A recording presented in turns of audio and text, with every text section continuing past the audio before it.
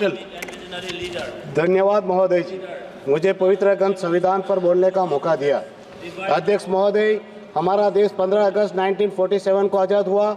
Doctor Baba Saheb Ambedkar सहित विद्वानों की संवैधानिक पीठ ने लंबी जद्दोजहद के साथ हर एक पहलू की बारीकी से सोच समझकर 26 जनवरी 1950 को हमारे देश को संविधान की अतुल्य भेंट दी। हमारा प्रदेश दमन और दीव गोवा के साथ देश की आज़ादी के लगभग 14 साल के बाद 1961 में आज़ाद हुआ।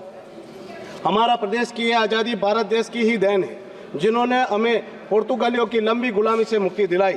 हमारा प्रदेश 14 साल बाद आज़ाद हुआ, जिसके चलते हमारा प्रदेश देश की बाकी राज्यों की तुलना में बहुत ही पिछड़ा हुआ है और दुखद है कि पिछड़ता ही जा रहा है। इससे बड़ा दुखद और दुर्भाग्यपूर्ण तो यह है कि देश की आज़ादी के इतने साल बीत जाने के बावजूद भी हमारा प्रदेश लोकशाही की लोकतांत्रिक प्रणाली की मुख्य धारा का हिस्सा नहीं बन पाया है। हमारा संविधान कहता है कि किसी भी प्रदेश को 6 महीने से ज़्यादा राष्ट्रपति शासन में नहीं रखा जाना चाहिए, पर हम तो हमारे प्रदेश की आज़ादी से ही राष्ट्रपति शासन में जीने के मजबूर है। पूरे देश की तरह हमारे प्रदेश में कब पूर्ण लोकशाही की लोकतांत्रिक प्रणाली लागू होगी? क्या हमें पूर्ण लोकशाही का अधिकार नहीं है?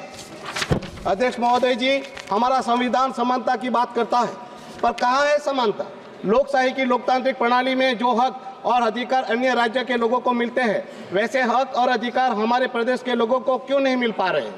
लोकशाही की लोकतांत्रिक प्रणाली के तहत अन्य राज्यों के लोगों के पास उनके हक और अधिकार देखे, उनके पास लोकसभा, राज्यसभा, उनके पास स्टेट की विधानसभा, महाराष्ट्र जैसे राज्य के लोगों के पास एमएलसी, महापौर सहित की पावरफुल स्वराज्य संस्थाएं। इनकी तुलना में हमारे प्रदेश के लोगों के पास क्या है? केवल एक लोकसभा।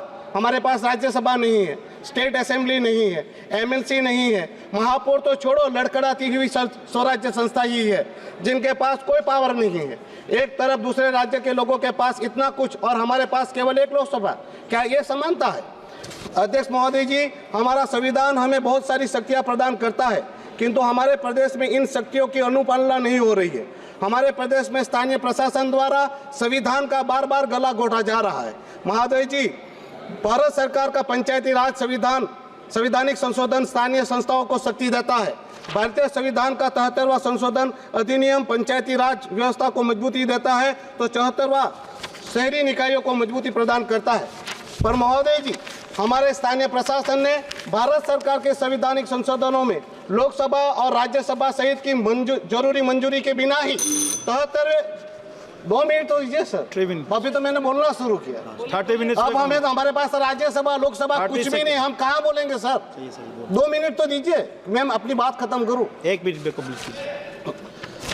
महोदय जी, हमारे स्थानीय प्रशासन ने भारत सरकार के संवैधानिक संशोधनों में लोकसभा और राज्यसभा सहित के जरूरी मंजूरी के बिना ही 73वें और 74वें जैसे संवैधानिक संशोधनों अधिनियमों में सुधार कर लिया और प्रदेश की स्वराज्य संस्थाओं को दिए गए सारे पावर छीन लिए। अब स्वराज्य संस्था किसी को नोटिस या एनओसी तक नहीं दे सकती। अरे पिछले 7 सालों से स्वराज्य संस्थाओं को फंड नहीं दिया गया है। महोदय जी, एक बात कहना चाहता हूँ, 19 दिसंबर हमारे प्रदेश का मुक्ति दिन का पर्व है और हम उस दिन मुक्त हुए थे। महोदय जी, लास्ट है महोदय जी, 19 दिसंबर हम हर साल हमारे प्रदेश की मुक्ति दिवस के रूप में मनाते आए थे। वह पिछले 6-7 सालों से स्थानीय प्रशासन ने बंद कर दिया। यहाँ तक कि मुक्ति दिवस के दिन की सार्वजनिक छुट्टी तक निकाल दी गई। हमारे लिए जितना महत्वपूर्ण 15 अगस्त है, उतना ही महत्वपूर्ण हमारे प्रदेश का मुक्ति दिवस भी है। क्या हमारा मुक्ति दिन का मनाना भी हमारा अधिकार नहीं है? Point, got the point. Thank you, Chairman sir, for giving me an opportunity to speak on the constitutional debate. At the outset, I would like to pay tribute to Honorable Ambedkar.